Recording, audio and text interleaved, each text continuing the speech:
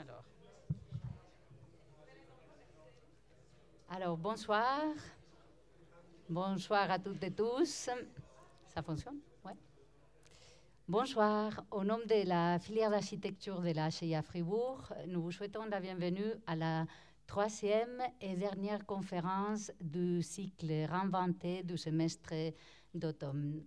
Et juste une petite information pratique de la part de la direction de la filière d'architecture pour les étudiants en ingénierie qui doivent faire valider la présence à cette conférence. Vous pouvez vous adresser à Madame Ray, ici, de ce côté de la table, à la fin de la conférence. Merci.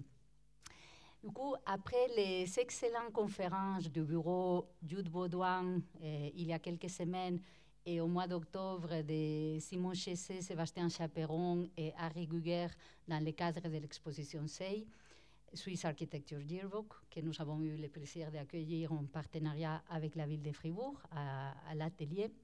Nous avons ce soir le grand plaisir d'accueillir une conférence à deux voix par Alia Vengana, architecte et enseignante aussi à l'école, au Joint Master de Fribourg, et Philippe Simey, philosophe, et entre autres enseignante aussi au Joint Master de Genève, et qui sont les auteurs de deux ouvrages, voilà, qu'on voit là-bas, de deux ouvrages qui ont été publiés cette année. Et dans le cas d'Alia, c'est une bande dessinée, Béton, enquête en sable mouvant, qu'elle a publiée avec Claude Bestol et Antoine Maréchal. Et pour Philippe, c'est un essai philosophique qui s'appelle Bâtir avec ce qui reste, qui a été publié aux éditions Terre urbaine. Alia Vengana, elle est née à Alger, elle est diplômée de l'école d'architecture de Paris-Belleville. Et elle a aussi réalisé un CAS, une formation en Regenerative Materials à l'ETH de Zurich.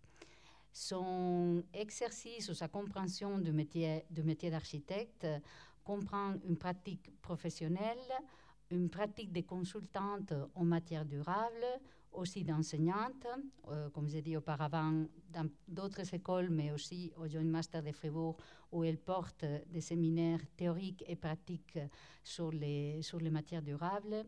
Elle est aussi membre du collectif Rethink Materials et contributrice régulière de la revue d'architecture tracée.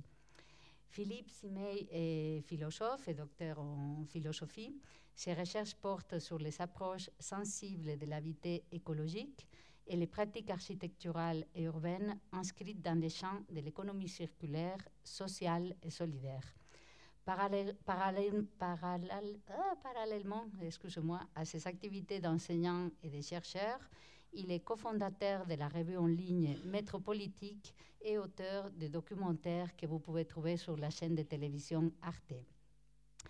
Les deux ouvrages d'Alia et Philippe qui vont nous présenter ce soir, bien qu'avec des approches différentes, une en forme de bande dessinée, l'autre d'essai philosophique, partagent d'un côté la remise en question de certains paradigmes qui ont configuré la société moderne dans laquelle on vit encore, et soit les impacts de l'extractivisme comme modèle économique et les limites d'une industrie de la construction fortement basée encore sur le béton. Mais surtout, ces ouvrages partagent des propositions et une vision optimiste qui nous permet d'évoluer vers un changement de paradigme et une nouvelle éthique dans notre façon de construire et d'habiter le monde. Nous vous remercions sincèrement pour votre présence et pour la co-construction de cette conférence et on se réjouit de vous entendre et de discuter avec vous après la conférence. Merci.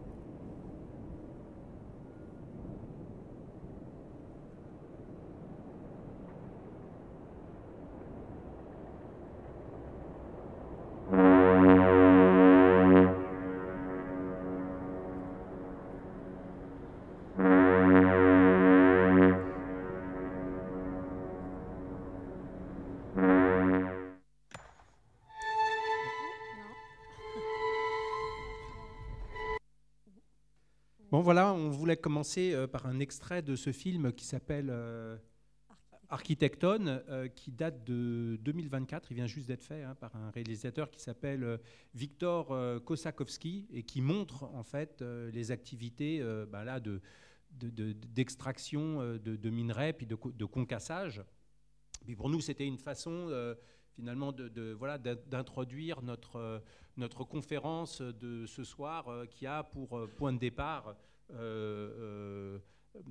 une réflexion sur l'extractivisme. Donc l'extractivisme, c'est tout simplement l'extraction et la consommation massive de matières premières, que ces matières premières, elles renvoient à des ressources non renouvelables ou renouvelables. C'est la même chose si elles sont renouvelables, mais que vous les consommez si massivement et que vous les prélevez si intensément, au bout du compte, voilà, elles n'ont plus la possibilité de se renouveler. Et donc l'extractivisme, ce n'est pas simplement un procédé technique, c'est aussi une idéologie qui porte nos modes de vie, à nous, Européens, et ailleurs aussi voilà, sur la planète, mais dont on n'a que finalement très rarement conscience. Et voilà, je voudrais commencer par ce constat. En 2020, c'est une étude qui est parue dans la revue Nature, une revue de sciences, et qui a montré qu'en 2020, la masse anthropogénique, c'est-à-dire la masse de tout ce que les humains ont produit, pèse désormais plus lourd que la biomasse. C'est-à-dire si vous prenez l'ensemble des êtres vivants, partant des microbes jusque, je sais pas, aux arbres, aux éléphants, à tout ce que vous voulez, vous prenez l'ensemble des vivants, et aujourd'hui, en fait, l'ensemble des êtres vivants pèse moins lourd que ce que nous, humains, avons transformé. Alors, ce schéma-là, il est pas tout à fait juste parce qu'il ne rentre pas dans le détail, mais vous voyez que les humains, ça représente 0,01% de la biomasse. Donc déjà, on se dit 0,01% de la biomasse a produit tellement de choses qui pèsent plus lourd désormais que l'entièreté de la biomasse. Mais si on regardait à l'intérieur, vous verriez que si on prend, par exemple, le monde animal, en fait, ce qui pèse le plus lourd, c'est les mammifères, mais les mammifères d'élevage.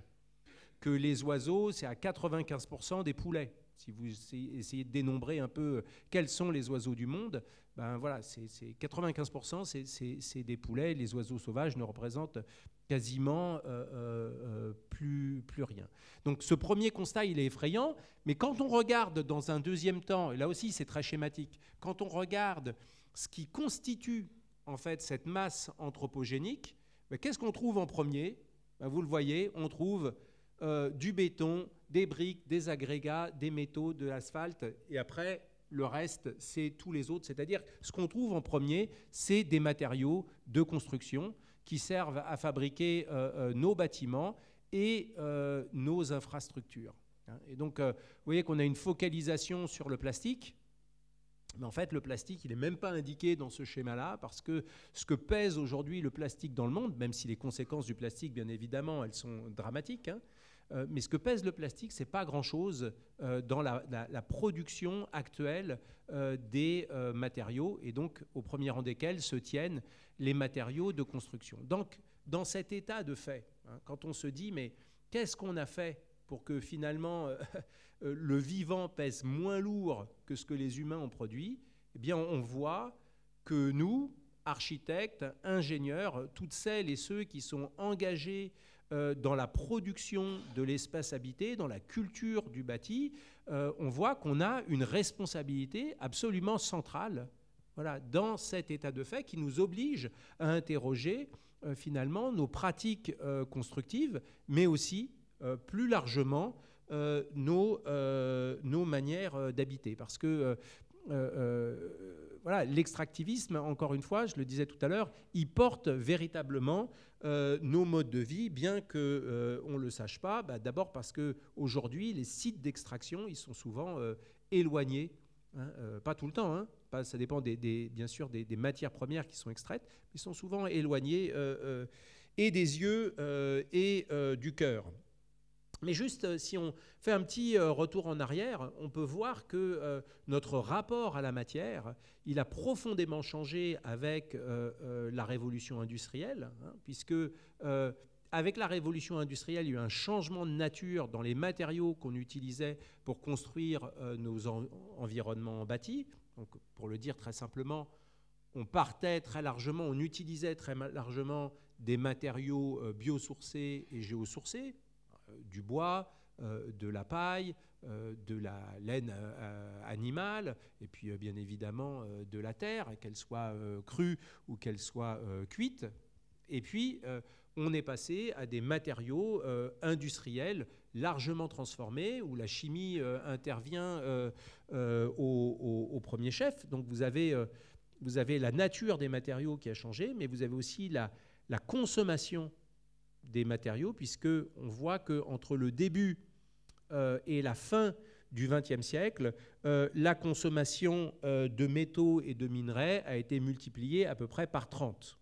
Donc après, là, je n'ai pas les chiffres en tête, mais si vous regardez ce que consomme un Européen, hein, en granulats, voilà, en différents types de métaux, ben, c'est des chiffres qui sont très impressionnants. Donc je vous disais, des quantités qui ont été multipliées, et puis bien évidemment des matières premières, qui proviennent de plus en plus loin et qui aujourd'hui circulent à l'échelle de la planète. Donc notre rapport à la matière, il a profondément changé. Et ça renvoie, bien évidemment, ça a un impact environnemental, hein, cette minéralisation du monde, mais elle a aussi un impact social, parce qu'on a pu établir, pareil au XXe siècle, que la minéralisation de nos modes de vie, notamment la minéralisation des villes, le fait que les villes deviennent de plus en plus minérales, était corrélée à l'augmentation du foncier. C'est-à-dire que le PIB a augmenté au fur et à mesure que les villes se sont minéralisées. Et ça nous interroge au premier chef, parce que ça veut dire non seulement que la production de bâtiments, que les bâtiments sont des marchandises, c'est des marchandises comme les autres. Bon, ça, c'est pas vraiment une nouvelle, mais surtout qu'elles sont devenues des sites stratégiques d'accumulation du capital. Et ça change beaucoup de choses. C'est-à-dire que l'argent vient se loger dans le bâti. Et donc, la production, en fait, enfin la plus-value est liée en fait à la production de bâtiments, et bien évidemment à la destruction et à la construction en neuf de nouveaux bâtiments. Et puis, dernier point, hein, quand vous voyez des images comme celle-là, donc un monde de plus en plus minéral, mais un monde qui pèse aussi de plus en plus lourd. Et je ne sais pas si vous connaissez ce phénomène qu'on appelle la subsidence. Les Américains disent « sinking cities », c'est que certaines villes commencent à crouler sous leur propre poids. Elles sont tellement lourdes, et puis il y a eu tellement d'activités d'extraction que les sols sont devenus vulnérables et qu'ils s'affaissent. Donc, voilà, New York, c'est moins 3 mm par an, mais Jakarta, c'est moins 10 cm. Et donc, là, la ville est en train de se déplacer. Enfin, elle ne se déplace pas, c'est les gens qui se déplacent, hein, parce que tout le monde va se retrouver sous l'eau. On aura l'occasion de revenir sur ce point-là par la suite, mais tous ces matériaux qui sont nés de l'industrie, ils sont de plus en plus abstraits. C'est-à-dire que vous ne savez pas d'où ils viennent, vous ne savez pas comment ils ont été produits, et ça, c'est une différence majeure avec ce qui caractérisait l'architecture vernaculaire, parce que dans l'architecture vernaculaire, vous aviez une idée très claire de l'écosystème matériel dans lequel vous vous trouviez.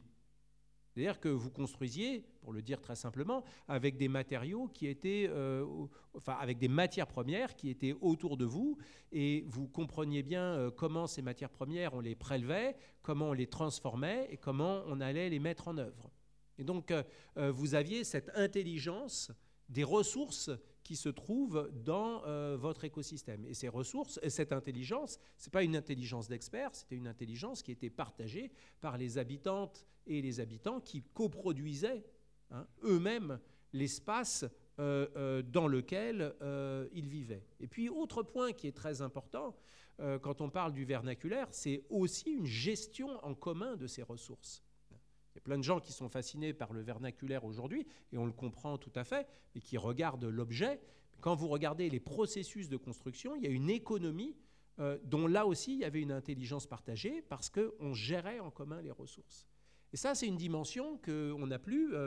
Chacune et chacun d'entre nous ne se sent pas forcément responsable du monde matériel dans lequel il se trouve et de l'économie qui porte en fait ce processus de production. Donc, il y a je regarde, pour pas dépasser trop mon temps, il y a un enjeu absolument fondamental à se reconnecter au monde des matières. Et pour nous, architectes, ingénieurs, à savoir d'où viennent en fait les matières premières. C'est-à-dire, qui pourrait dire ici, voilà, les granulats qui ont servi à faire, ou le sable qui est là dans le béton de ce bâtiment, d'où vient-il? Personne ne peut le dire.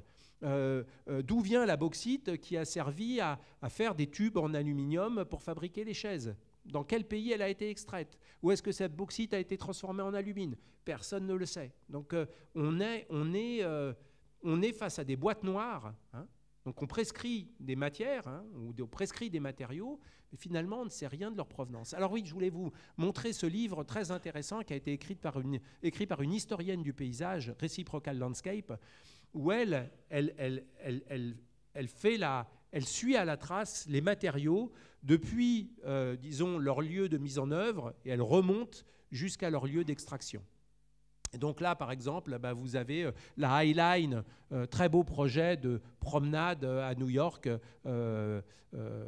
pensé par les architectes Diller et Scofido. Mais quand on remonte en fait les matériaux à la trace, eh bien, on arrive sur une exploitation illégale de bois au Brésil. Donc c'est toujours intéressant de faire ce travail-là, d'aller voir les sites, de corréler les sites d'extraction et les sites de mise en œuvre, et de se demander qu'est-ce qui se passe à toutes les étapes de circulation ou de transformation des matériaux.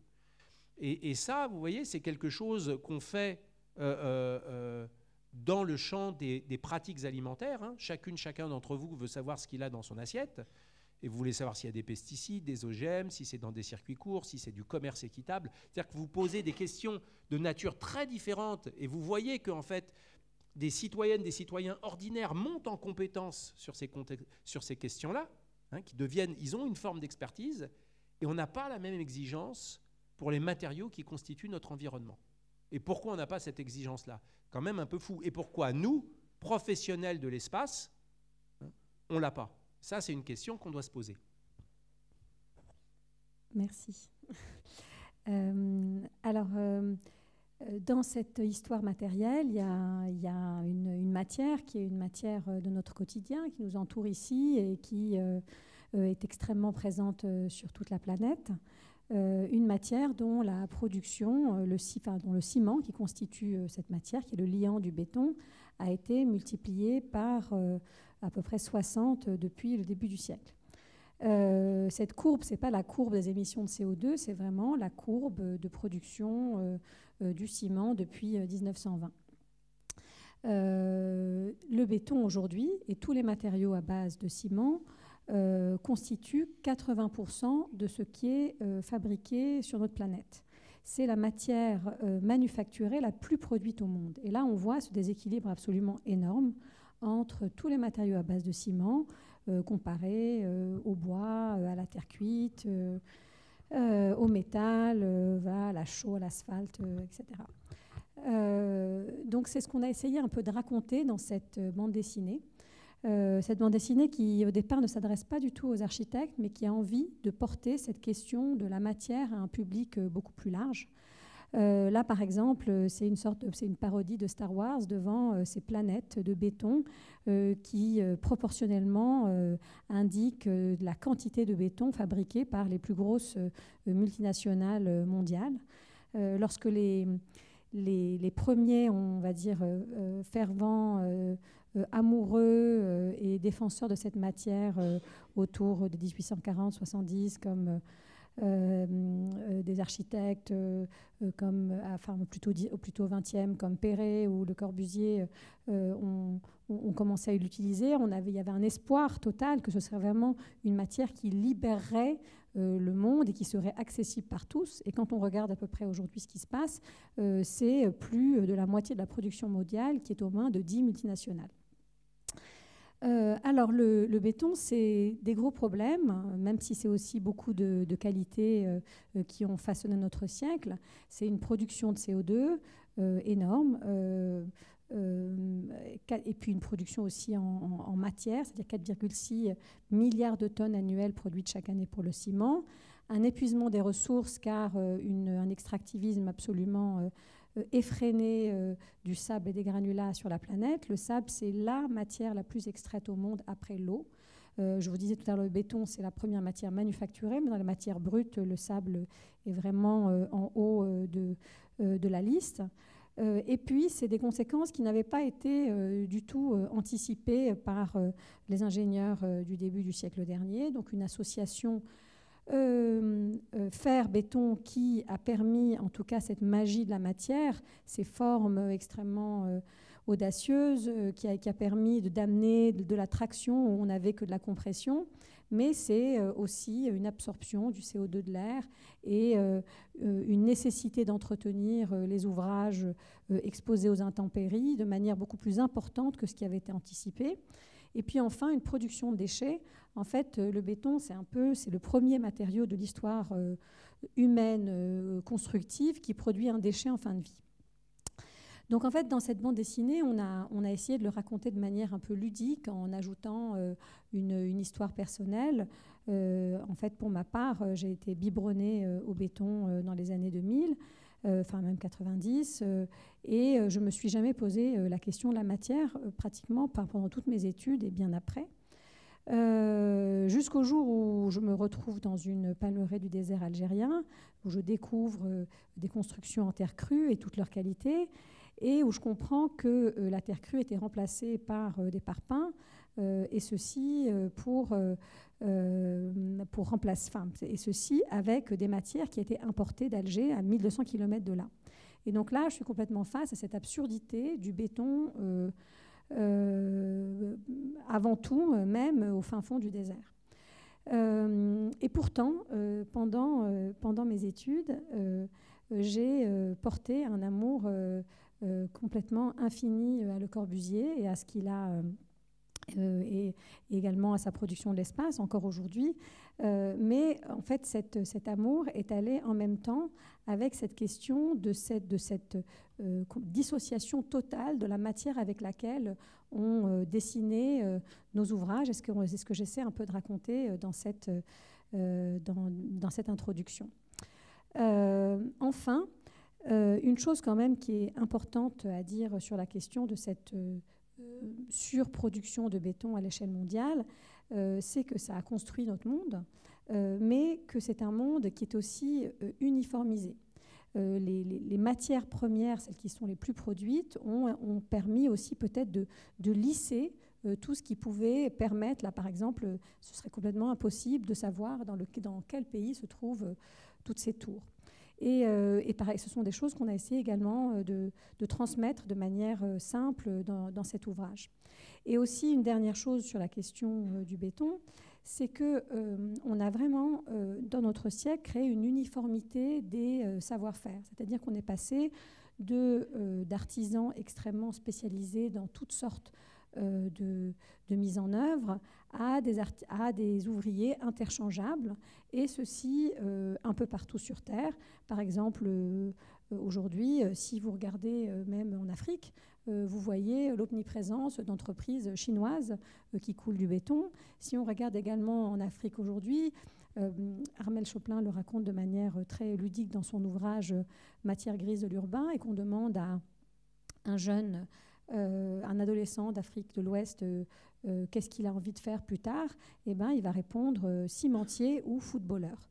Le ciment, c'est ça véhicule aussi une image très importante de modernité. Et aujourd'hui, l'Africain le plus riche, c'est Dangote qui est à la tête d'une cimenterie qui finalement arrive à produire un ciment local africain, nigérian, plutôt que toujours s'adresser à des multinationales qui viennent s'installer d'autres pays.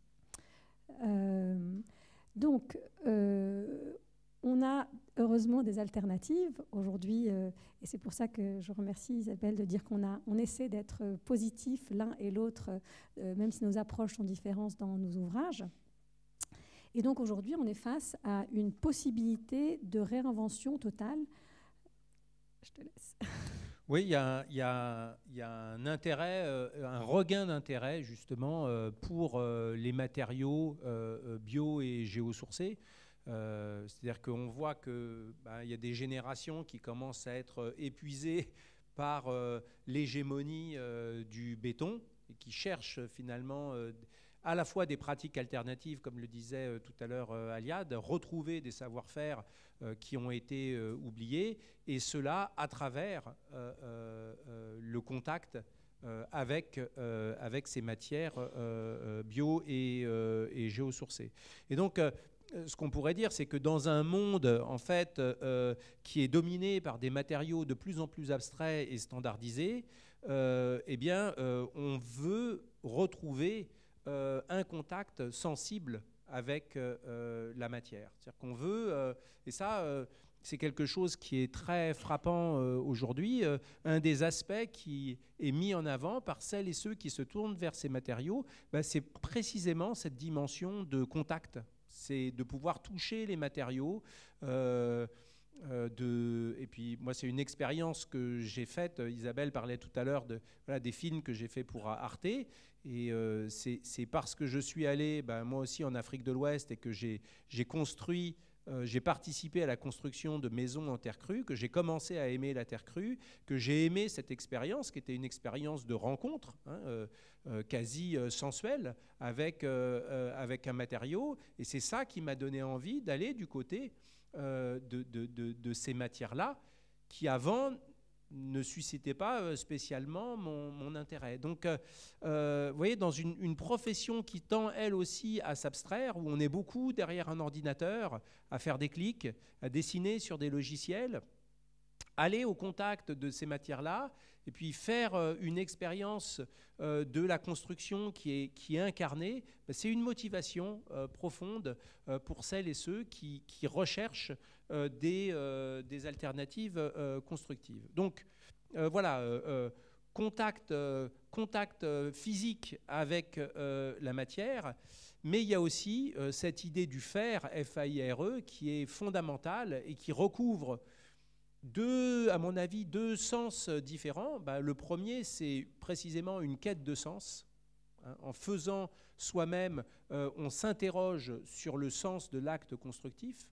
Et souvent, on entend en fait des gens qui doutent de leur profession de plus en plus, qui doutent. Alors moi, je connais mieux les architectes que les ingénieurs, mais ce qu'a écrit David Graeber sur les bullshit jobs, en gros, les métiers dont on ne comprend plus la signification, malheureusement, ça affecte aujourd'hui la profession d'architecte. Il y a plein de jeunes praticiennes et praticiens qui ne comprennent plus ce qu'ils font et qui se tournent vers l'éco-construction pour retrouver du sens à leur pratique. Puis il y a un deuxième ordre de signification qui est aussi très important, c'est qu'à travers ces matériaux-là, il y a une quête de liberté. Et qu'est-ce que je veux dire par quête de liberté ? Il y a une recherche de l'autonomie. Pour faire le philosophe 2 secondes, la pensée des modernes, la liberté des modernes, c'est l'émancipation. L'émancipation, ça veut dire je me libère en fait des tâches qui sont les plus pénibles pour me réaliser en tant qu'individu. Donc, par exemple, je vais me libérer de la tâche de faire le ménage et je vais payer quelqu'un qui va faire le ménage. Je n'ai pas à réparer ma voiture, je vais payer un garagiste qui va réparer la voiture à ma place. Donc, je vais déléguer, en fait, tout un tas d'actions. Bon, c'est très intéressant comme conception de la liberté, mais j'insiste sur ce petit point, les tâches, elles restent quand même à faire. il faut que le ménage y soit fait de toute façon. Ça veut dire que c'est quelqu'un d'autre qui va le faire. Voilà. Il y a une autre conception de la liberté, c'est l'autonomie. L'autonomie, ça veut dire que vous faites vous-même. Puis c'est quelque chose qu'on revendique. Par exemple, vous voulez passer votre permis de conduire, parce que vous pourriez payer quelqu'un qui va conduire à votre place. Mais non, vous avez envie de conduire votre voiture. Vous voulez savoir le faire. Vous voulez savoir vous servir d'un ordinateur. Voilà. Y a plein de choses que vous voulez apprendre pour être dans une forme de maîtrise, d'indépendance et de liberté par rapport à un objet technique ou par rapport à quelque chose. Donc, dans ce regain du faire, il y a cette idée-là. On va réapprendre à faire par soi-même. Et vous avez vu que ça s'inscrit dans un contexte plus large, puisqu'il y a quelques années, on parlait beaucoup des makers. On faisait des Fab Labs, on va créer des espaces où on peut chacun venir fabriquer des choses. Ça s'inscrit dans une histoire assez longue, en fait, qui remonte à toute la pensée du do-it-yourself. Et ça s'inscrit dans des courants de contre-culture où les gens voulaient sortir des modes de production habituels pour faire par eux-mêmes et pour maîtriser aussi ce processus de production du bâti. Donc il y a quelque chose de vraiment très intéressant là-dedans. Et puis, dernier petit point, toujours philosophique, je vais citer un philosophe qui s'appelle Gaston Bachelard, et Bachelard dit la matière, c'est notre miroir énergétique. La matière, elle nous permet de comprendre qui nous sommes. Vous connaissez l'expression « le bois dont nous sommes faits ». Ben voilà, en travaillant le bois, je me comprends aussi moi-même. Voilà, en travaillant la pierre, je me comprends aussi moi-même. Je travaille des matières qui ont une altérité, qui me résistent, qui ont leur propre identité, qui ont leur propre langage. Et vous remarquerez que les matériaux de l'industrie, en fait, ils viennent de matières premières qui ont été réduites à des poudres. Voilà. C'est que des poudres, en fait. C'est des matières dont vous allez pouvoir faire tout ce que vous voulez, parce qu'elles n'ont plus de consistance, parce qu'elles n'ont plus d'altérité, parce qu'elles ne peuvent pas dialoguer avec vous, parce qu'elles n'ont rien à vous dire. Et donc, vous prenez le ciment, puis vous pourrez mettre plein d'adjuvants pour que ça sèche plus vite, pour que ça sèche plus lentement. Vous allez pouvoir maîtriser cette matière de A à Z, qui signifie zéro. Donc, il y a un enjeu à retrouver ce monde des matières qui ont quelque chose à nous dire et avec lesquelles on peut dialoguer, parce que c'est ça le plaisir du travail. Alors, pour parler de ces fameuses matières qui ont toujours été utilisées dans l'histoire de l'architecture, dans l'histoire de l'homme et de l'architecture, celle qu'on essaie de redécouvrir aujourd'hui, c'est la pierre, la terre crue, et puis donc les matières géosourcées, et puis celles d'origine végétale qui sont les filières du bois, celles qui sont issues de l'architecture, celles qui sont issues du recyclage, et même pour certaines d'origine animale, comme les laines de mouton. Il y a une manière de voir les matériaux sur laquelle aujourd'hui on se focalise beaucoup, qui est cette histoire du CO2, mais qui, de mon point de vue, est une des manières de regarder la matière. Le CO2, c'est une indication, mais ça ne peut être la seule manière de voir. Parce que si on regarde cette question des émissions à la fabrication, donc de l'énergie grise, des émissions et puis du stockage, là, par exemple, on voit que le béton et le ciment, ce n'est pas énorme en termes de tonnes CO2 équivalent par tonne de matériaux, par rapport, par exemple, au polystyrène, à l'acier ou même au placo-plâtre. C'est pas énorme, mais que donc le problème qu'on a aujourd'hui, et puis c'est pas énorme aussi non plus comparé à ce que ça sait faire. Un béton armé qui, sur 18 cm d'épaisseur, 30 MPa, il n'y a pratiquement aucune autre matière en équivalent CO2 et quand on compare à ses qualités structurelles, qui fait aussi bien. Par contre, comme on l'a vu tout à l'heure, il y a un problème de quantité donc, et de déséquilibre total.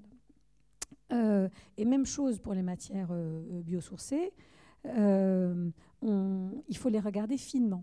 Le CO2, ça ne peut être qu'une seule clé de lecture. Et d'ailleurs, on le voit très bien, par exemple, pour le bambou stratifié, qui émet pratiquement autant de CO2, enfin beaucoup plus de CO2 que le béton, ou encore les bois contrecollés. Donc aujourd'hui, on est face à quelque chose, à une manière vraiment beaucoup plus holistique de regarder la matière, en tout cas une manière qui, moi, ne m'avait jamais effleurée pendant mes études et bien après.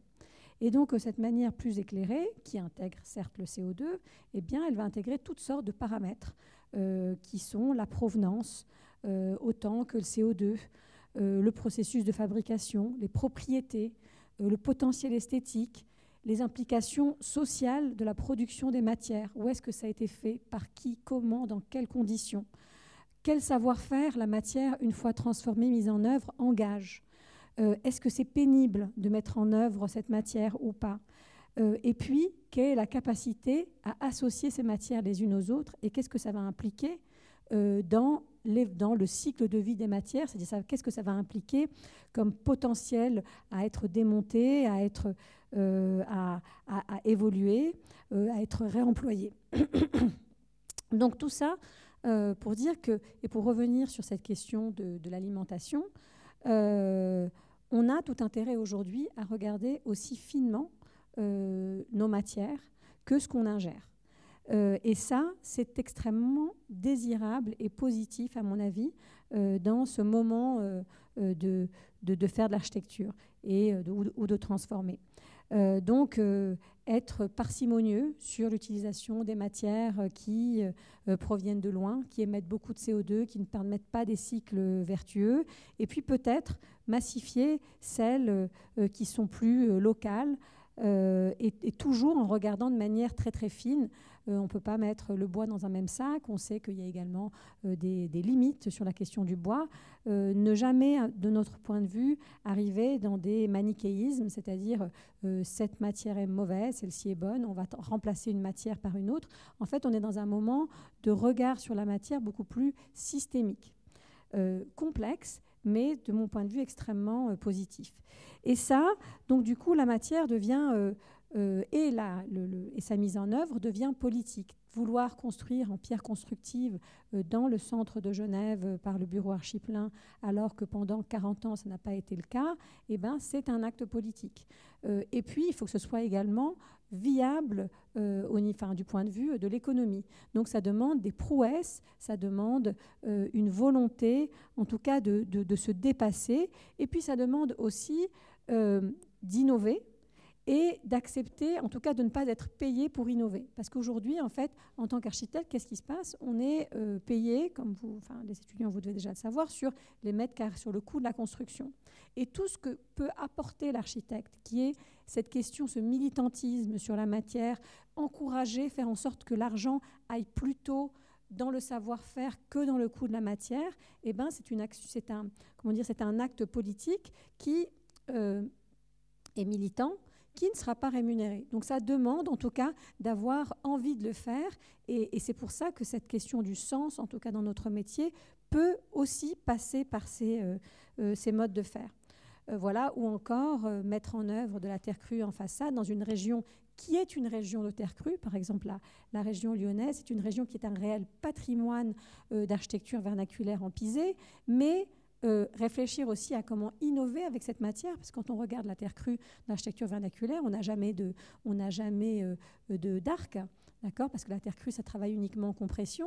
Et donc ça, c'est trouver un artisan, en l'occurrence là, Nicolas Meunier, qui est quelqu'un qui, depuis les années 80, travaille pour innover dans le pisé et les questions de la mise en œuvre du pisé dans sa préfabrication, et puis imaginer qu'on pourrait mettre en œuvre du pisé et l'appareiller comme des pierres. Ou encore apporter du pisé en façade, en cœur de ville, à Paris. Donc là, par exemple, en l'occurrence, on ne peut pas toujours être sur de cycles extrêmement vertueux. Par exemple, là, si on parle de CO2, cette matière, elle a été produite à Lyon et elle est arrivée au bout de 600 km, je crois, à Paris. Eh ben, une matière qui circule sur 600 km, elle est plus bas carbone, d'accord, même si à sa production, elle a émis très peu de CO2. Mais c'est une manière de montrer que c'est possible, d'accord, que c'est possible, qu'il y a un changement de paradigme qui va être possible et qu'on peut apporter ce type de matière en façade, en ville. Voilà, ou encore à Genève, qu'on peut faire 5 étages de logement avec de la paille locale et intégrer de la participation. Voilà, ou encore ce projet des architectes phases associer du bois local et de la terre crue pour une école, c'est-à-dire amener des matières extrêmement locales et saines dans un environnement, faire travailler sur des complexes perspirants dans un environnement qui va être vécu par des enfants. Voilà, ou encore pour les architectes BC de Bruxelles Cooperation, sur lesquels je reviendrai un peu plus tard dans le cadre des pratiques, imaginer comment on peut hybrider différents types de matières, c'est-à-dire construire en briques de terre comprimée et isoler avec du béton de chanvre, et comment on va faire ça également en intégrant de la participation, de la formation. Et enfin... Ouais, quelques mots sur... comme moi je suis un obsédé du réemploi, je fais un petit focus sur le réemploi, mais ce que je trouve important, c'est que voilà, vous avez une diversité en fait de matériaux vers lesquels vous pouvez vous tourner, et puis souvent on ne sait pas pourquoi on se tourne vers l'un plutôt que vers l'autre, et donc il faut commencer à explorer chacun de votre côté pour voir ce qui résonne en vous dans la rencontre justement avec cette matière. Et quand vous rencontrez des terreux ou des pailleux, ils vous racontent toujours ce qui eux, les a attirés. Donc moi, je voudrais vous dire pourquoi, pour moi, le réemploi s'est imposé justement comme une ressource première. C'est l'idée que je défends dans le bouquin. C'est que mon point de départ, en fait, c'est un point de départ de philosophe qui est engagé dans des questions écologiques et qui se dit, en fait, comment on peut avoir un moindre impact sur les milieux dans lesquels on vit, sachant que tout acte constructif va consommer de la matière, ou en tout cas va transformer de la matière, donc que ça soit des matières premières non renouvelables ou renouvelables, dans tous les cas, en fait, on a un impact sur le milieu dans lequel on se trouve. Et j'en suis venu à penser que finalement, là où il y a le moindre impact, c'est en utilisant des ressources qui ont déjà été transformées. Voilà, l'arbre n'est pas a priori une ressource. On décide que c'est une ressource pour avoir du bois. Hein, voilà, les plantes ne sont pas a priori des ressources. Elles sont des ressources parce qu'on décide de les cultiver, de les consommer. Voilà. Donc les êtres vivants ne sont pas a priori des ressources. Hein, donc, en revanche, tout ce que vous avez déjà transformé, ça, vous pouvez le considérer comme une ressource. Et donc, c'est le point qui me conduit à dire, finalement, entre toutes ces pratiques-là, dans le champ de l'éco-construction, j'opte en premier lieu pour le réemploi, parce que le réemploi n'utilise que des choses, que des matières qui ont déjà été transformées. Je n'ai pas à les prélever, je n'ai pas à les transformer, ce travail a déjà été fait. Donc je n'ai pas zéro impact, mais j'ai l'impact le plus minime possible. Voilà. Mais bien évidemment, si vous partez d'autres critères, vous aboutissez à d'autres matériaux. Moi, c'était le critère qui était le plus déterminant pour moi. Comment on peut avoir des pratiques constructives qui n'impacteront pas sur l'écosystème, voilà, dans lequel on se trouve. Et donc, bien évidemment, il y a différentes pratiques de réemploi. Je sais que voilà, en Suisse, ce n'est pas exactement les mêmes termes, mais en France, on distingue le réemploi de la réutilisation. Et réemploi, ça veut dire que vous prenez un radiateur, vous le réemployez comme radiateur, donc vous ne le transformez pas. Et puis réutilisation, mais je crois que ce n'est pas le même sens ici. Réutilisation, c'est vous prenez des montants de fenêtres, vous les démontez et vous faites un autre objet avec. Donc il y a de la créativité, voilà, il y a de la créativité dans le secteur du réemploi. Alors voilà, là on voit un projet que ma femme et son bureau on fait là, et c'est la maison des canaux dans le 19e arrondissement, et c'est à 75% en réemploi en fait, en prenant que des matériaux qui étaient là dans un rayon de 30 km. Mais pour rebondir sur ce que disait Alia tout à l'heure et qui est absolument fondamental, donc si vous passez tout votre temps à dire « moi, je ne veux rien acheter en neuf okay », je ne veux rien acheter, voilà, parce que acheter en neuf, ça veut dire aller prélever de la matière première, et souvent des matières premières non renouvelables. Voilà, je ne veux rien acheter en neuf. Donc, je vais trouver autour de moi les matériaux qui vont servir à faire mon projet. je vais réfléchir, je vais voir en quelle quantité ils existent pour définir le type de projet que je vais faire, parce que bien évidemment, si vous avez dessiné votre projet avant d'avoir trouvé les matériaux, bah, vous allez autant construire en béton, hein. C'est-à-dire que vous allez d'abord chercher les matières, voir qu'est-ce qu'il y a de disponible autour de vous, et en fonction de ce que vous allez trouver, vous allez faire votre projet. Voilà, donc vous faites tout ça, vous réfléchissez à la façon dont ces matériaux peuvent être acheminés sur le site du projet et à quel moment, et puis vous allez aussi trouver des entreprises locales, etc. Et pour tout ce temps-là, ben, vous n'allez pas être payé. Et comme vous êtes payé sur le montant des travaux et que votre matière, a priori, elle coûte 0 francs, ben, vous allez gagner 0. Donc quel modèle économique? Ben, ça, c'est une des questions voilà, qu'on doit aujourd'hui se poser si on veut voilà, réfléchir aux transformations du métier et des pratiques constructives. Et voilà, on en arrive à cette question-là, qui est la question à 1000 francs. Hein. Est-ce qu'on est dans un changement de paradigme? Est-ce qu'on va vers un changement de paradigme? Non, on n'a pas changé de paradigme, parce que si on changeait de paradigme, si on avait changé de paradigme, on serait tout simplement dans une autre économie de la construction. C'est-à-dire les pratiques qu'on vient de montrer, elles ne seraient pas marginales, mais elles seraient absolument centrales. Or, on reste dans une économie qui est une économie extractiviste et productiviste. Et la production en neuf reste encore la norme du marché, du marché du bâtiment. Hein. Alors, les choses, cela dit, elles sont en train de changer dans les têtes. Là, on peut dire qu'on va vers un changement de paradigme. Hein. Si vous regardez... je sais pas, en tout cas sur Google, peut-être pas lire le livre, hein, mais La structure des révolutions scientifiques, c'est un livre de Thomas Kuhn qui est le premier à discuter cette notion de paradigme. Il montre qu'il y a tout un tas d'étapes avant de changer de paradigme. C'est-à-dire qu'il y a un état normal de la science où tout le monde partage les mêmes théories, et puis on commence à émettre des doutes, puis ces doutes sont balayés, puis ces doutes sont de plus en plus nombreux, puis il y a des critiques, et puis à un moment donné, on traverse une crise. Et puis quand cette crise est trop grande, eh ben, on bascule vers un autre paradigme. Ben, nous, on en est là. On est, comme dit le philosophe Ludwig Wittgenstein, on est en train de donner du front contre les barreaux de notre cage. On n'est pas passé de l'autre côté de la cage, on est encore à l'intérieur de la cage. Mais voilà, on s'y sent de plus en plus à l'étroit. On se reconnaît de moins en moins dans les manières de construire dont on a hérité. On cherche à bifurquer, à trouver voilà, des chemins de traverse, et ils sont compliqués. Et un des freins, et c'est ce que Alia disait tout à l'heure, je crois que c'est la focalisation sur le carbone, de rester dans une écologie de la calculette.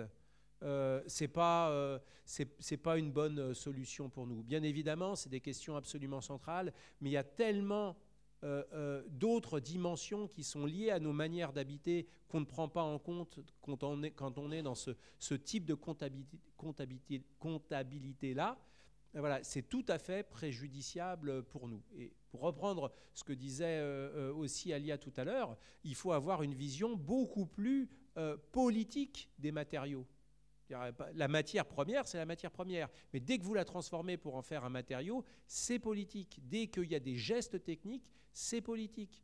Et la construction, hein, dès que vous rassemblez des hommes et des femmes pour organiser notre espace de vie, eh bien, cette réunion-là, elle a une dimension politique. Et depuis très longtemps, nos études ont été dépolitisées, nos métiers ont été dépolitisés, alors qu'en fait, on est des acteurs politiques majeurs, qui avons un impact réel. On est une profession à impact, et ce pouvoir-là, voilà, il ne faut pas le laisser de côté, il faut se le réapproprier et le revendiquer haut et fort.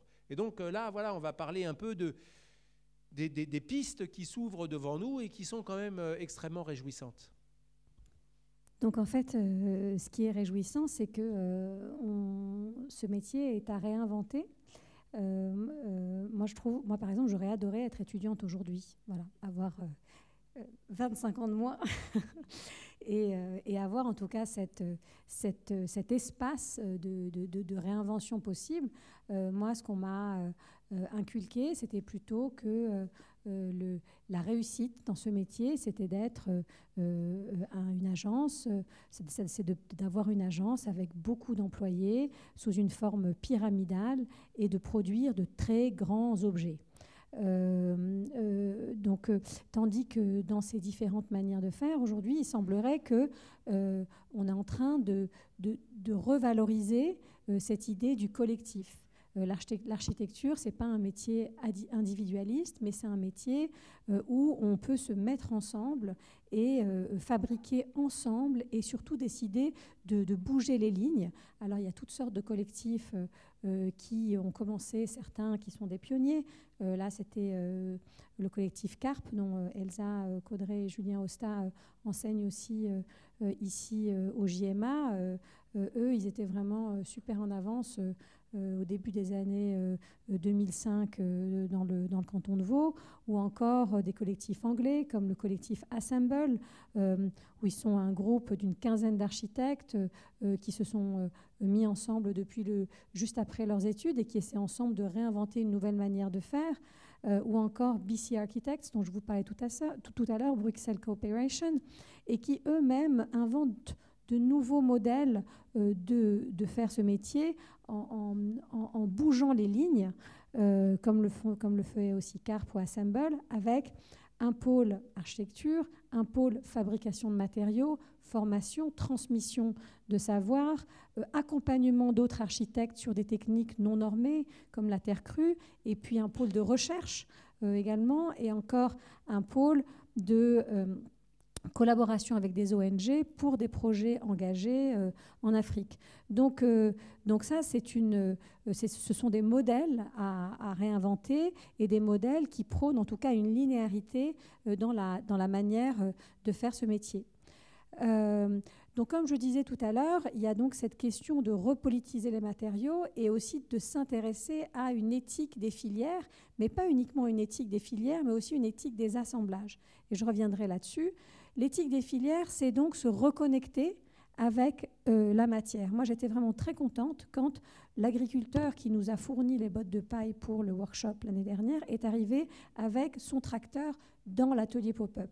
Les étudiants ont pu vraiment avoir une relation directe avec la personne qui a produit la matière et qu'ils allaient ensuite mettre en œuvre pendant quelques jours. Et ensuite, il y a cette question de l'assemblage qui, à mon avis, est fondamentale. Donc, toujours pour revenir à mes études, moi, il se trouve qu'il y a plein d'univers, il y a plein d'écoles dans les années. Il ne faut pas croire que toutes les écoles étaient comme la mienne, mais il y a plein d'écoles dans les années 90, 2000, où les étudiants étaient très calés, en tout cas, sur l'assemblage des matériaux. Moi, je me souviens, par exemple, être allée faire un stage en Espagne et je suis tombée de ma chaise quand j'ai vu les compétences des étudiants espagnols sur les assemblages, les matériaux, etc. Moi, par exemple, c'était quelque chose qui n'existait pas, d'accord ? Pour moi, l'isolation, c'était une ligne un peu bizarre sur AutoCAD. Et donc, en fait, ça fait qu'il y a une déconnexion totale entre cette question du détail, c'est-à-dire de quoi est fait le mur qui va composer notre bâtiment, notre transformation, et comment cette question du détail pourrait arriver beaucoup plus en amont et pourrait vraiment constituer une source d'inspiration sur notre manière de faire.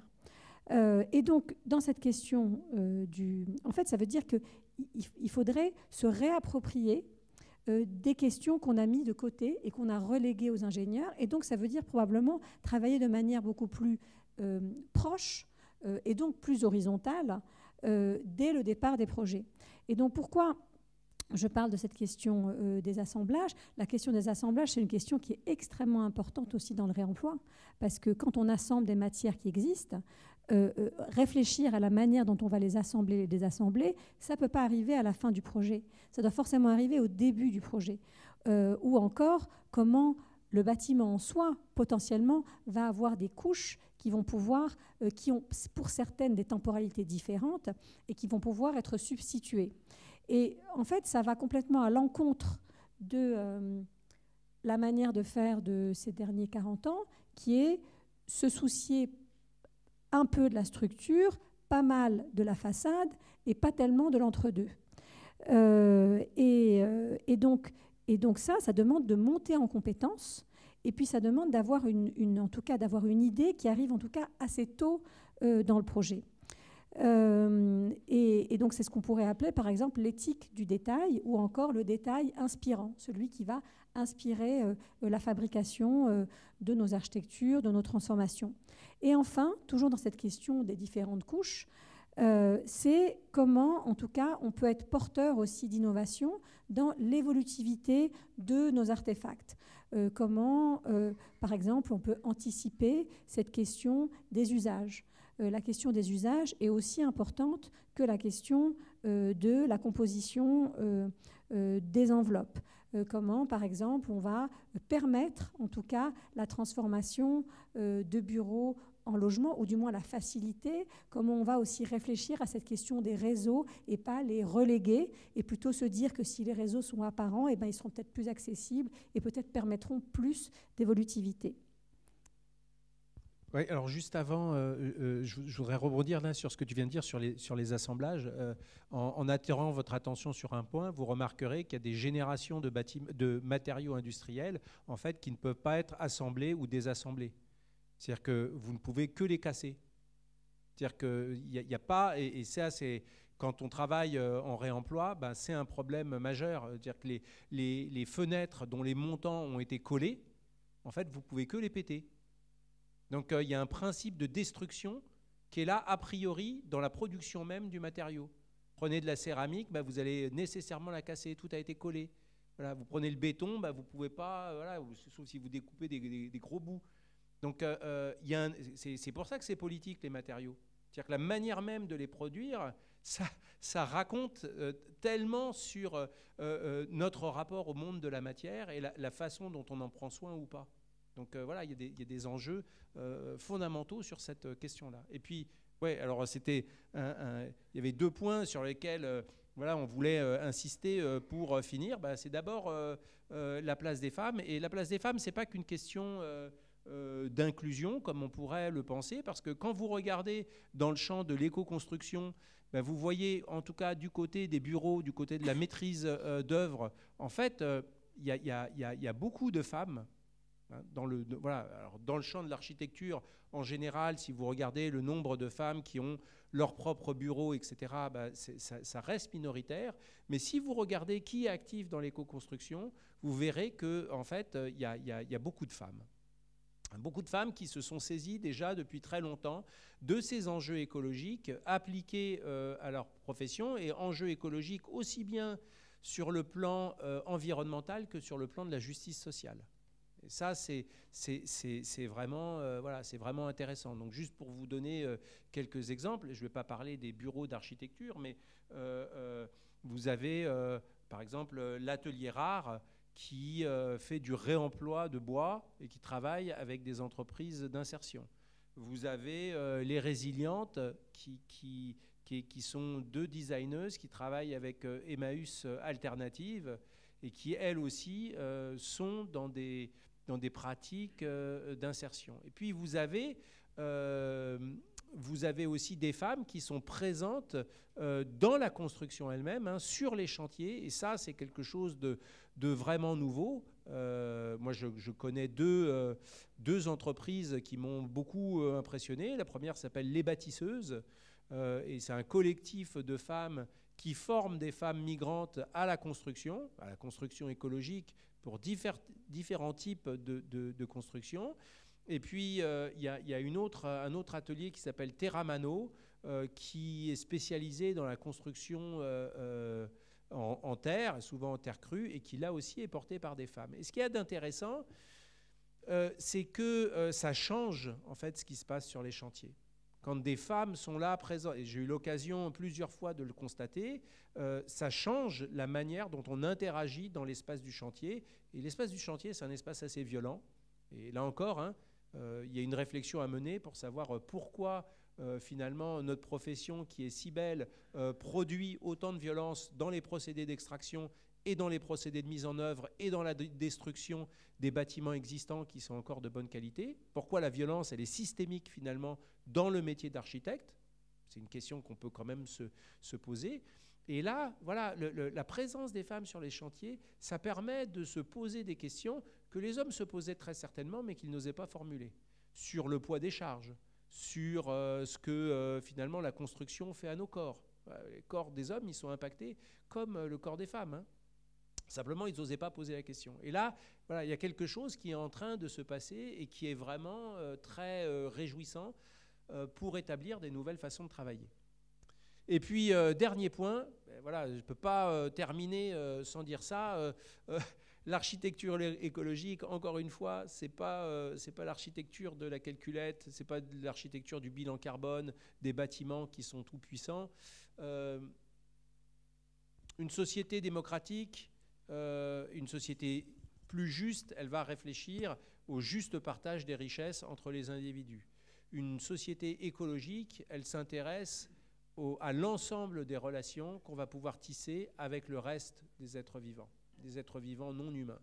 Et ça, je crois que c'est un questionnement qu'on doit aussi nous porter, notamment quand on travaille avec des matériaux biosourcés. Ben, ok, construire en bois, c'est très bien parce que c'est des puits de carbone, etc. Mais néanmoins, on coupe des arbres. Donc quel est le type de relation qu'on peut avoir avec des arbres, y compris quand on les utilise comme matériaux d'architecture? Est-ce qu'on n'a pas une responsabilité vis-à-vis des milieux qu'on exploite? Et est-ce qu'on n'a pas des liens qu'on serait susceptible de développer, voilà, avec d'autres êtres vivants? Ça ne veut pas dire qu'on les sacralise, qu'on n'y touche pas. Mais il y a toute une gamme en fait, de relations qui sont en fait à notre portée et vers lesquelles on ne se tourne pas. Et voilà, pour avoir fait ces émissions sur Arte et d'avoir regardé comment les gens construisent et habitent un peu partout dans le monde, dans beaucoup de pays du monde, on a des égards, on a des formes d'attention, on a des marques de respect vis-à-vis des êtres qui nous permettent d'habiter. Voilà, ça ne veut pas dire qu'on ne va pas les couper, ça ne veut pas dire qu'on ne va pas les mettre en œuvre, etc. Ben, on peut couper des arbres et en même temps avoir une gamme de relations plus poussée avec des arbres. Et ça, ce n'est pas partir en vrille en fumant la moquette, c'est juste enrichir en fait, nos pratiques professionnelles et notre expérience humaine. Et ça, c'est fondamental aujourd'hui. Merci. On s'arrête là alors. Voilà. Merci à vous. Merci.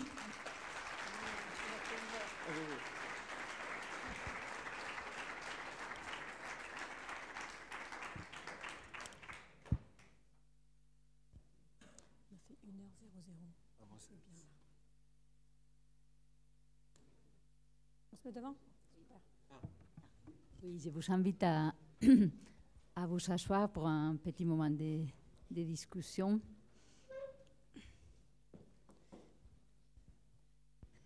Oui, merci beaucoup Philippe et Alia pour cette conférence duale et toutes les intéressantes questions qui ont été soulevées.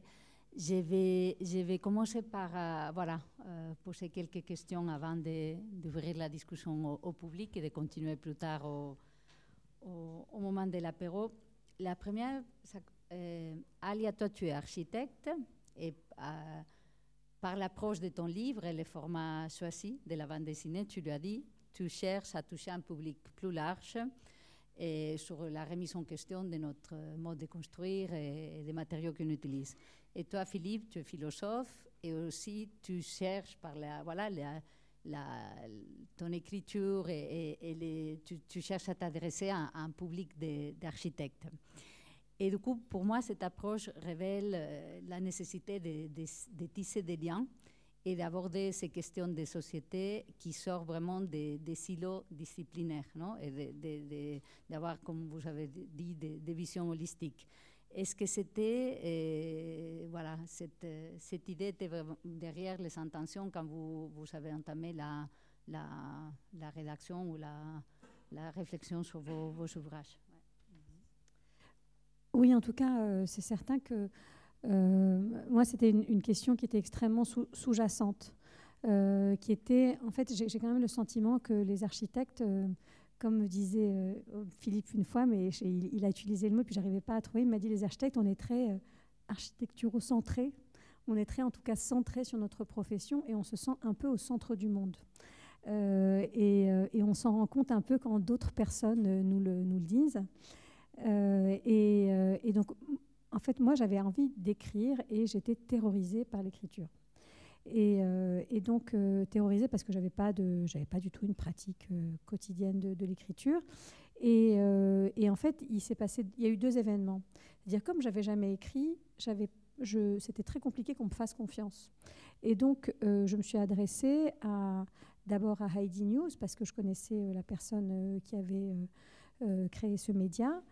Et puis, je lui ai dit, voilà, je voudrais parler de béton. Et je lui ai donné comme ça quelques points. Je lui ai dit, est-ce que tu savais que c'était 8% des émissions de gaz à effet de serre? Est-ce que tu savais que c'était le sable, c'était la matière la plus exploitée? Toutes les choses que je lui ai dit à ce journaliste, il ne les connaissait pas.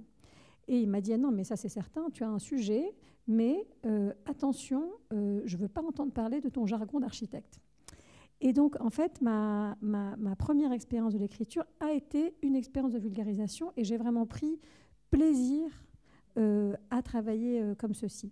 Et ensuite, quand on nous a proposé de faire une bande dessinée, c'était vraiment encore un autre passage vers une ouverture vers un public encore plus large. Moi, je n'avais jamais imaginé que j'aurais pu travailler sur une bande dessinée. Et là où ça a été passionnant, mais en même temps extrêmement difficile, c'est que ni moi, ni mon co-auteur Claude Bechtold, ni Antoine Maréchal, qui est un architecte, qui est un illustrateur pour architecte, mais qui n'avait jamais fait de bande dessinée, c'est tous les 3 notre premier ouvrage. Et donc, il nous a fallu 3 ans pour réussir à faire ça.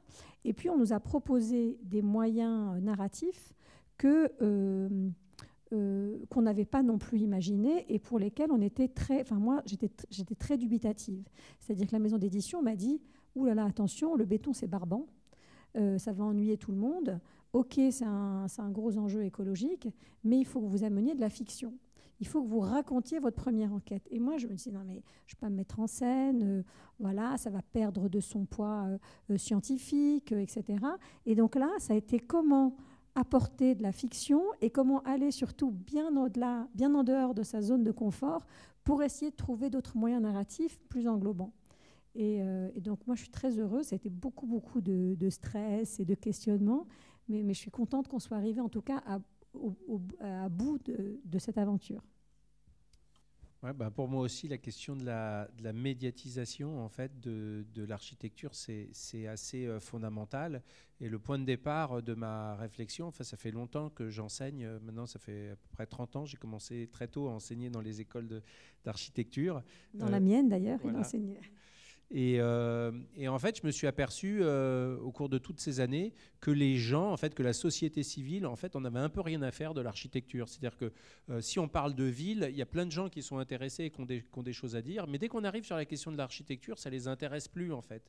Et j'ai jamais vraiment totalement compris pourquoi. Et donc, pour moi, il y a une nécessité à la fois à ce que les architectes s'adressent davantage à la société civile, qui trouvent des formes qui leur permettent de communiquer sur ce qu'ils font, sur ce qu'ils veulent défendre. Aussi à un moment où, justement, là, on voit, par exemple, sur le béton, pendant très longtemps, on ne parlait pas du béton dans les luttes écologiques, c'était vraiment sous le radar, et aujourd'hui, c'est un des numéros 1 des luttes écologiques. Donc ça veut dire que, en fait, des gens vont venir nous trouver et nous demander des comptes en disant mais qu'est-ce que vous faites, qu'est-ce que vous avez fait, etc. Et si on ne sait pas comment communiquer finalement avec cette société civile plus ou moins aimable, voilà, c'est un problème majeur. Donc ça, moi, ça m'a décidé à faire la revue métropolitique en disant finalement, on n'a pas d'autre choix que d'être dans l'espace. Ça, c'est une dimension anthropologique. Voilà, on est tous dans l'espace, on est tous contraints de partager l'espace, on vit tous dans des architectures. Donc voilà, on devrait fédérer des disciplines, des professions, voilà, autour de ces questions-là.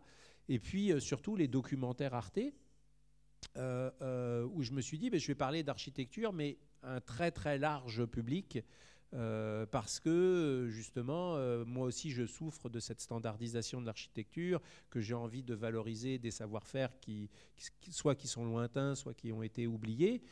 Mais la motivation première, c'était de redonner une place à l'architecture et de dire mais c'est une question fondamentale. à laquelle finalement tout le monde devrait davantage s'intéresser. Est-ce qu'il y a des questions dans la salle? Ou des critiques. Hein. Ou des, vous pouvez aussi ou des réflexions. Vous pouvez faire des objections. Oui. Vous voulez le micro? Ouais, c'est bon, c'est mieux.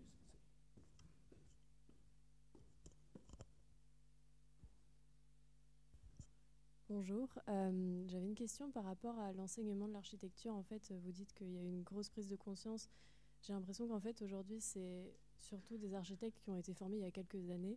Aujourd'hui, dans la formation en architecture, j'ai l'impression que cette prise de conscience, elle a été intégrée à l'enseignement, mais ce n'est pas forcément le cas en ingénierie, par exemple, où le matériau prédominant, où on apprend à calculer, à faire des choses, c'est vraiment le béton.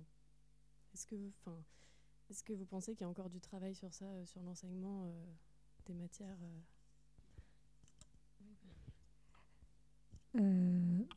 Oui, moi je pense qu'on est au début. Tout à l'heure, comme disait Philippe, on n'a pas encore changé de paradigme. Et puis qu'en général, ce changement, il est plutôt porté par des personnes, donc parfois plus, parfois moins. Et puis souvent, les personnes qui vous enseignent, c'est des personnes de notre âge, qui ont la quarantaine, la cinquantaine, et qui ont également décidé de faire évoluer leur pratique ou pas, ou qui sont encore enfermés dans un mode de faire différent. Donc c'est ça un peu la complexité du changement. Je me souviens une fois, j'étais à une conférence ici il y a peut-être il y a 2 ans, et il y avait un ingénieur qui était là, Julien Pathé, et puis il disait, vous savez, il y avait beaucoup moins de monde dans la salle. D'ailleurs, merci d'être là. Et puis il nous disait, vous savez, là, vous voyez, on est 20. La semaine dernière, il y avait une conférence sur les propriétés structurelles des nouveaux bétons. La salle était pleine à craquer. Ici. Donc, certainement, en ingénierie, il faut qu'il y ait des gens aussi qui aient envie de porter cette question du changement. Je ne sais pas comment ça se passe ici à l'HES de Fribourg pour l'ingénierie, mais à l'EPFL, j'ai discuté la semaine dernière avec Eugen Bruwiller, qui est un ingénieur qui vient juste de prendre la retraite, et il me disait un truc incroyable. Il me disait, moi, je portais un cours sur les structures existantes, c'est-à-dire la compréhension des structures existantes, et bien ce cours a disparu avec moi. Donc en fait, ça laisse pas c'est pas très positif de se dire à l'EPFL, ou encore une autre chose, sans vouloir avoir envie de critiquer trop l'EPFL, mais par exemple, l'année dernière, il y a eu à l'EPFL la création d'un centre World Center for Sustainable Construction. Et le World Center for Sustainable Construction de l'EPFL, il est porté par une chercheuse très très renommée qui a fait des avancées énormes sur la question des bétons bas carbone. Les réels bétons bas carbone proviennent de son laboratoire, mais le message qu'envoie l'EPFL au reste du monde, c'est la construction durable, c'est le béton bas carbone. Dans ce World Center for Sustainable Construction, voilà, Lost Opportunity, il n'y a aucune place pour la terre crue, pour les fibres, et on aurait besoin de beaucoup d'énergie et d'argent pour produire du savoir scientifique sur les potentialités structurelles de la paille, sur la relation entre la paille et les enduits, ici, non pas les enduits, mais comment par exemple l'enduit à la chaux, associé à la paille structurelle, il a une capacité portante. Ça demanderait de l'argent, des billets, des doctorats, tout ça, et en tout cas, une université importante comme le PFL n'a pas envie pour le moment d'aller dans ces directions-là. Donc voilà, on est encore dans la cage. J'aimerais juste aussi souligner que vous, en tant qu'étudiant, vous pouvez être aussi moteur de changement dans l'enseignement, notamment en architecture. Le grand chantier durabilité qui est toujours en cours, mais qui a déjà pas mal fait évoluer l'enseignement depuis 2020, il a été mis en place aussi suite à une lettre signée de 47 étudiants en 2019, demandant justement une meilleure intégration de toutes ces notions dans l'enseignement. Donc, vous avez aussi, vous pouvez aussi revendiquer ça pour que les choses voilà, avance. Et juste un mot, toujours à l'EPFL, en fait, il y a un groupe d'étudiants qui ont décidé de leur propre chef de créer un pavillon uniquement à partir de low-tech. Et donc, ça veut dire, ça s'appelle Rebuilt. Et donc, ils ont été appuyés par le laboratoire SXL qui les a vraiment suivis dans ce sens-là. Et ce qui est vraiment super intéressant, c'est que la volonté des low-tech, dans ce cadre-là, a été portée par des étudiants. Et donc, pour moi, ça a beaucoup de valeur.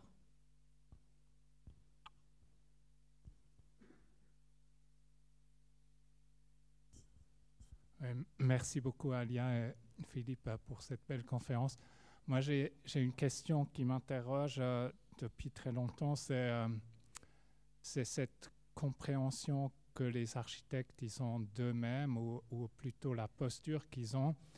Et vous apportez d'un côté des éléments de réponse, le collectif, la quête de sens, et en même temps, j'ai l'impression qu'on continue d'être un peu dans cette position très architecte-centrée où on essaye d'avoir une posture très héroïque de l'architecte. Hein, où tout à l'heure, Alia t'a dit il faut, entre guillemets, travailler sans être payé.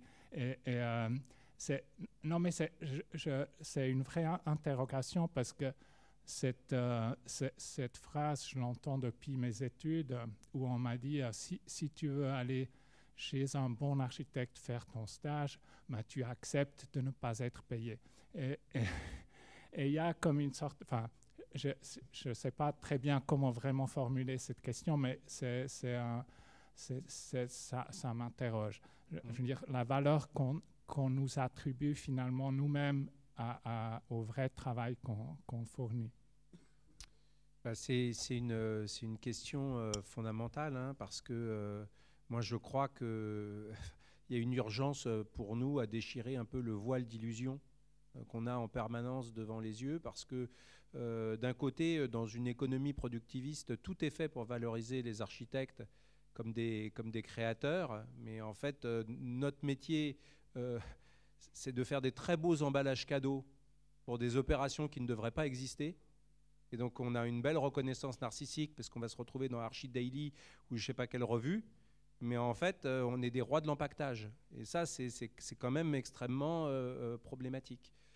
Donc quelle est notre vraie place dans tout ça? Quelles sont nos véritables marges de manœuvre? Et il faut à la fois de la modestie, mais aussi de la lucidité sur ce qu'on peut et ce qu'on ne peut pas faire. Et puis moi je crois que la question des filières et des réseaux, elle est absolument fondamentale. Voilà, pour le réemploi, il y a un syndicat qui s'est créé en France qui a un nom, qui s'appelle le SPREC, on dirait des méchants dans James Bond, mais voilà, c'est comme ça, le SPREC. Et ça rassemble en fait des entreprises, puis des architectes, des ingénieurs, ça rassemble plein de gens qui se fédèrent autour du même objectif avec un vrai partage de savoir. Puis quand on voit des régions, voilà, moi j'ai pu rencontrer Hermann Kaufmann dans le Vorarlberg, on voit à quel point la question des filières, elle est fondamentale. On voit à quel point il ne se pense pas comme une figure centrale de tout ça et qu'il a une connaissance super développée de toutes les actrices et les acteurs qui sont là dans son écosystème et sans lesquels il ne pourrait rien faire. Et donc, on a une responsabilité, par exemple, quand on fait de l'éco-construction, à défendre des entreprises qui sont aussi dans l'éco-construction et à ne pas les faire travailler dans des conditions épouvantables en leur pressurant la vis là, pour qu'elles finissent par mettre la clé sous la porte parce qu'elles n'ont pas réussi à tenir les délais à temps. Donc, comment on peut avoir une conception de la profession qui est beaucoup plus transversale et beaucoup plus collégiale. Pour moi, ça, c'est fondamental. Où nous, on n'est pas... enfin, je dis nous, moi, je ne suis pas architecte, hein, mais je suis proche, très proche, beaucoup d'architectes. Voilà, mais où on n'aurait pas, où on revendiquerait pas, voilà, cette position centrale. Et ça va aussi avec une réflexion sur les modèles économiques qui nous permettent de travailler... de réellement travailler, c'est-à-dire une production juste en termes environnementaux, mais aussi un revenu digne qui nous permet de vivre de notre travail. Et ça, je trouve qu'on n'est pas au clair sur cette idée-là, parce qu'aujourd'hui, quand vous regardez plein d'agences qui font des trucs super du point de vue écologique, il y en a qui communiquent sur 20% de ce qu'elles font, et 80%, elles n'en parlent jamais. Parce que c'est des produits architecturaux tout à fait classiques. Puis il y en a d'autres qui travaillent avec 40 stagiaires. Donc c'est du travail gratuit. Moi, je considère que quand on travaille, on est payé pour son travail. Mais c'est quoi le modèle, en fait ? Et là, voilà, on n'est pas du tout prêt de changer de paradigme parce qu'on n'a même pas commencé à poser ouvertement ces questions-là. Et qu'on met en avant, en effet, le caractère un peu héroïque des démarches qu'on peut avoir, quoi. Donc. Je peux encore poser une question. Je voulais rebondir sur la... C'est bon ? Oui, c'est bon. Ouais. J'ai fait après. C'était pour rebondir sur un commentaire de Philippe, mais allez-y. Non, c'est bon. Oui, c'est par rapport au bilan carbone. Alors, je ne suis pas non plus forcément un fan du bilan carbone, mais c'est aussi pour rebondir sur la question du génie civil. En Suisse, on consomme en gros 2 fois plus de béton par tête d'habitant qu'en France ou en Allemagne. On est des bouffeurs de béton. En fait, il n'y a aucune limite. Donc, ça veut dire qu'il n'y a pas de budget carbone. On n'a pas de limite dans voilà, ce qu'on génère en fait comme émissions de gaz à effet de serre. Et moi, je suis assez convaincu qu'un budget carbone, donc de mettre des limites sur les différents secteurs, l'industrie, la construction, etc., ça va être le seul moyen d'y arriver. Et ça va probablement aider à passer à d'autres construction plus vertueuse. Alors évidemment, c'est un gros boulot. On est plusieurs architectes ici à Fribourg à essayer de travailler là-dessus, mais je pense que ce n'est pas le bilan carbone en soi, mais c'est vraiment savoir, mais en fait, qu'est-ce qu'on a encore à disposition, en fait ? Qu'est-ce qui nous reste ? Oui, alors je voudrais juste une seconde dire un truc à Annie. En fait, moi, je prône pas de ne pas être payé. Je dis juste qu'en fait, c'est un peu un état de fait, quoi. Si on a envie de faire différent, c'est très dur, ou de faire avancer, c'est très dur en tout cas de se faire payer l'innovation. Et j'étais à un séminaire ce week-end où il y avait des économistes de la construction qui parlaient de ça, qui disaient qu'en fait, il fallait probablement réinventer le modèle économique pour ne plus être payé sur le coût de la construction. Et donc moi, je pense que ça peut être peut-être un des fils à tirer dans ces différents changements de paradigme. Et juste pour répondre sur la question du bilan carbone, moi je pense aussi que le bilan carbone, c'est le seul outil pour commencer.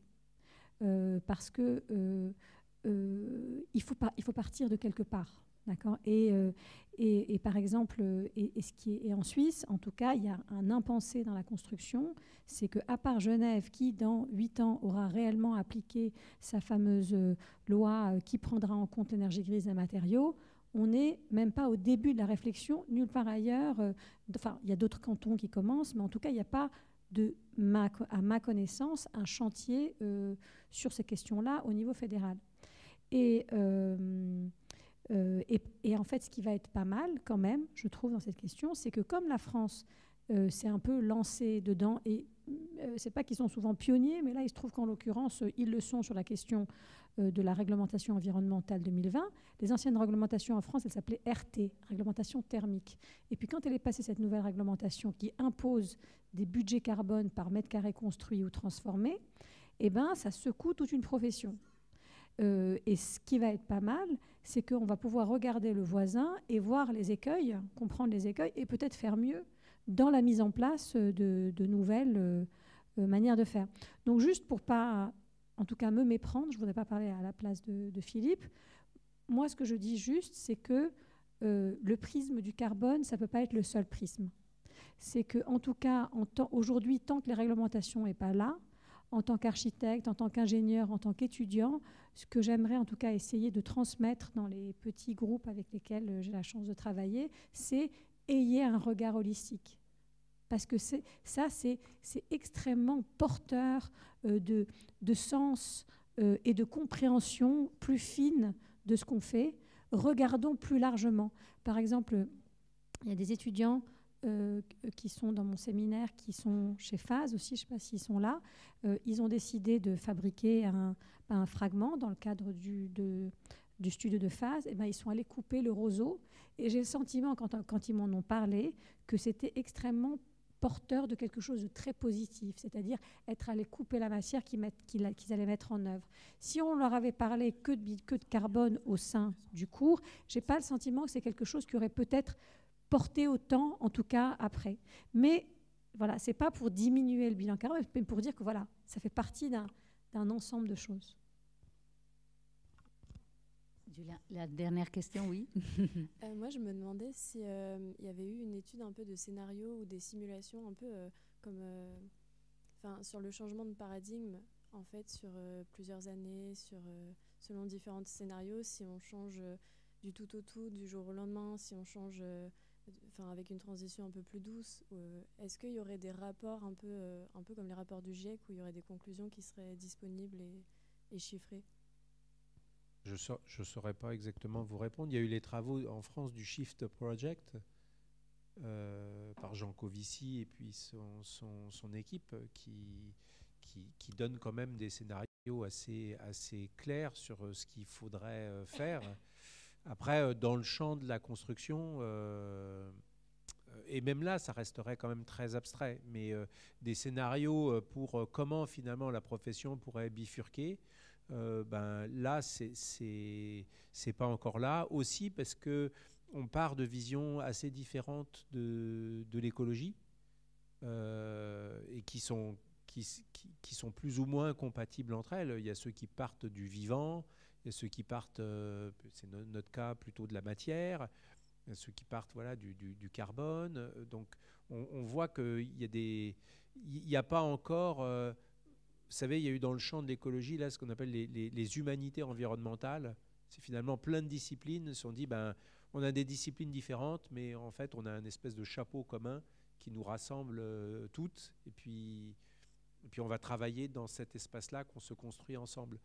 Ça n'existe pas encore pour l'architecture.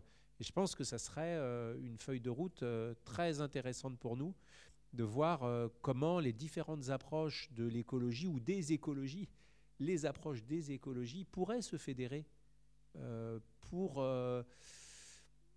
peser davantage.